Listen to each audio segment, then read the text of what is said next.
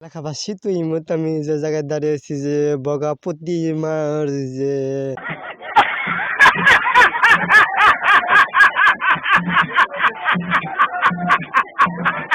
এই বগা প্রতিমার যে ক্ষেতগুলো আছে আমরা সেই ক্ষেতের উপরে দাঁড়িয়ে আছি। আপনারা জানেন যে গত কয়েকদিন ধরে বৃষ্টি আকাশে যে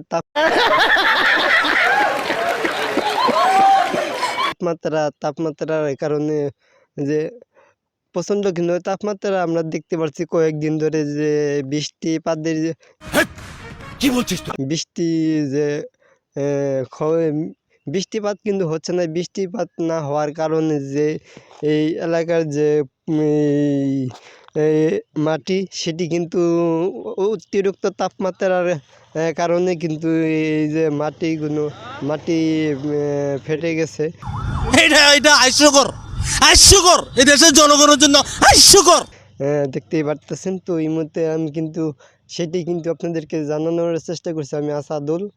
তো আমরা দেখতে পাচ্ছি এই প্রচণ্ড তাপমাত্রার কারণে যে মাটিগুলো ফেটে যাচ্ছে।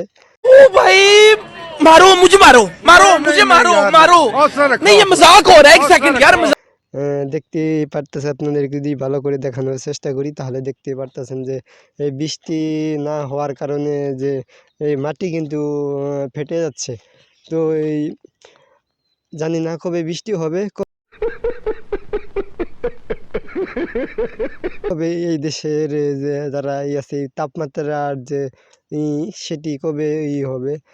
আমরা দেখতে পারতেছি কৃষকেরা যারা আছে এই বৃষ্টিপাত না হওয়ার কারণে কিন্তু যে যদি ফসলের কথা যদি বলি তাহলে সেটি কিন্তু এই বৃষ্টি না হওয়ার কারণে কিন্তু যে এই ফসল কিন্তু বুনতে পারতেছে না। নিঃসন্দেহে তুই ঠিক কথা বলেছিস।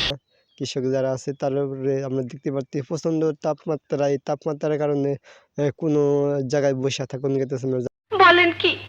যারা আছে লোক যারা আছে তাদের কিন্তু খানিকটাই কিন্তু সমস্যায় পড়তে হচ্ছে। এই যে যদি প্রচণ্ড তাপমাত্রার কথা যদি বলি তাহলে এই আকাশে যে তাপমাত্রা কিন্তু 35°C যে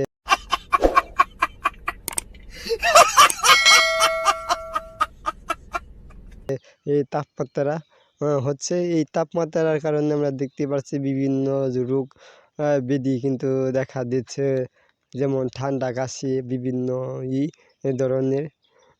তারপরে আমরা দেখতে পাচ্ছি